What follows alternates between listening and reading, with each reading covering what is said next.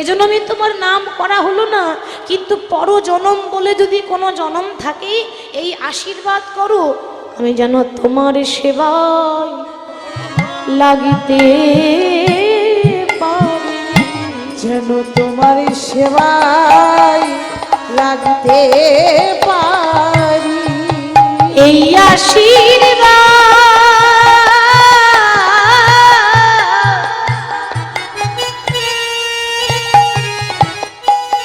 কৃষ্ণ, এই আশীর্বাদ